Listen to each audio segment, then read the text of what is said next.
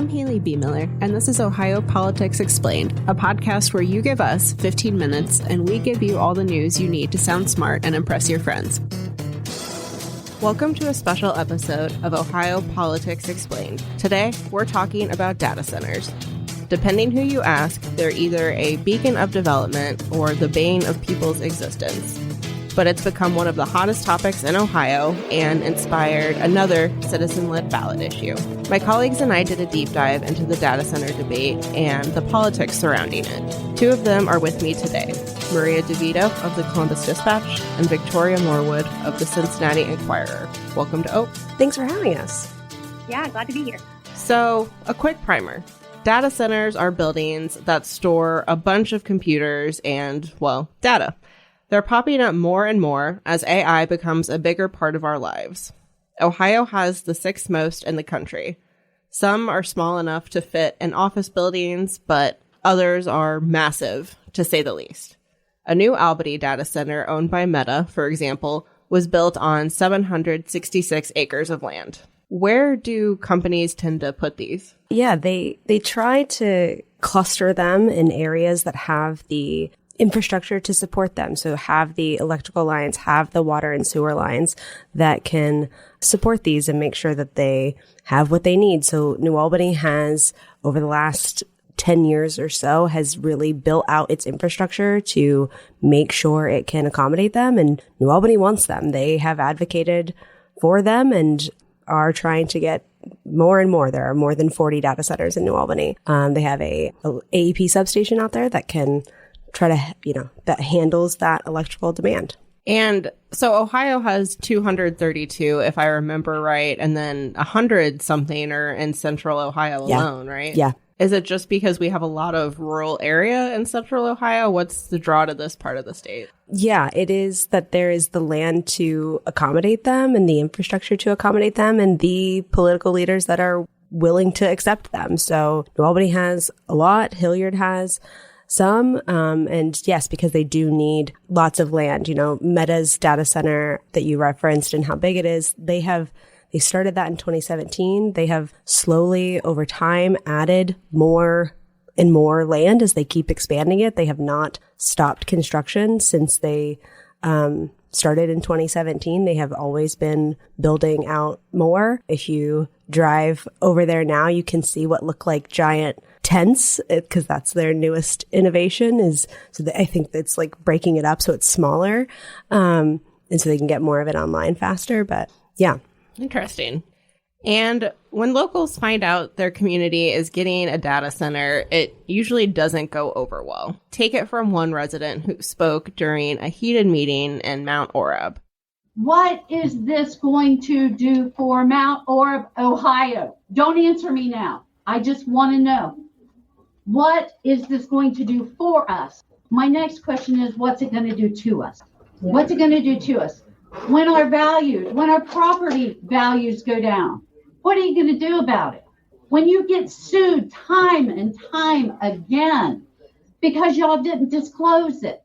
What are the biggest concerns that we've heard from people about these projects? When we're talking to people, especially in these rural areas that may be seeing a data center coming into their community, they are worried about the environment, like water and noise pollution, potential impact on wildlife, potential impact on their electricity bill to pay for the increased usage, loss of farmland.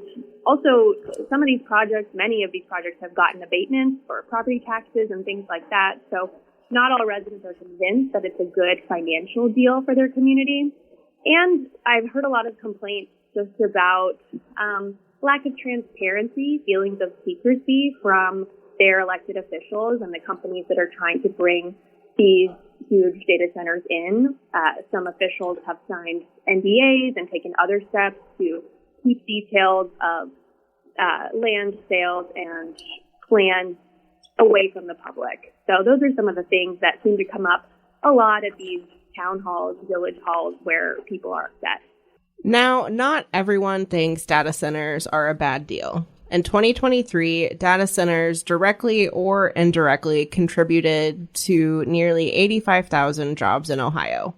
Proponents say building the centers provides union construction jobs, local income taxes, and new business from construction crews. But it seems like these companies are starting to realize they have an image problem. Yeah, our colleague Samantha Hendrickson talked to a lobbyist for a firm called the Data Center Coalition that represents the interest of the industry. And they were, kind of saying that, yes, they have realized this. They've been very tight-lipped. It's very hard to get into one of these facilities. I tried a couple of months ago and they would not let us come in to see. And, they do remain somewhat of a mystery for people. I think that's what's hard for residents to understand, is because it's hard to see. You can't visualize it. It's, it is somewhat of a mystery for them. So yeah, I think they're realizing that they have more of an image problem right now, and they need to do more to engage with the communities that they're trying to come to. In response to the backlash, some local leaders have passed moratoriums on data center construction. At the State House, lawmakers recently formed a committee to study the issue, to hear from stakeholders, and to try to get some answers to a lot of the questions swirling around this. But the politics are messy and defy conventional wisdom. There are some pro-business Republicans who are wary of big tech. Democrats that support unions don't want to deprive them of construction work, even if Democrats tend to be less favorable to these companies. So it remains to be seen if lawmakers will do much of anything beyond this committee to address people's concerns. And some Ohioans aren't waiting around for them. A group of residents in Southwest Ohio came together and pitched a state constitutional amendment that would ban the construction of large data centers, which are the ones that most opponents have a problem with. So those in support of that group started collecting signatures from other people in April, and they'll need more than 413,000 signatures from at least half of Ohio's 88 counties by July. So similar to what we're seeing from the group that's trying to abolish property taxes. It is a lot of signatures and a tight timeline, but if this group gets the necessary signatures, the issue would appear on the November ballot. Right. And I think they recently disclosed a signature count. They said they had about 25,000 within a month or so, which is really just a drop in the bucket toward that 413,000. And, you compared them to the property tax group, which, these are both really citizen driven, very grassroots. And it's very, very hard to get something on the ballot, even if you've done this before, if you have paid signature gatherers, if you have the money to run a really organized ballot campaign. This is tough. But I talked to one of the organizers of this effort, and she said that as much as possible, they need to try for this fall, because if they wait around much longer, a lot of the projects that they're concerned about are going to break ground. Right. And if this doesn't go through to the ballot, then what we'll continue to see is kind of a patchwork of local policies. You mentioned moratoriums that just differ throughout the state. Yeah, for sure. So data centers really are shaping up to be Ohio's next major issue. And this was just the tip of the iceberg. To learn more, you can check out our project on any of our websites.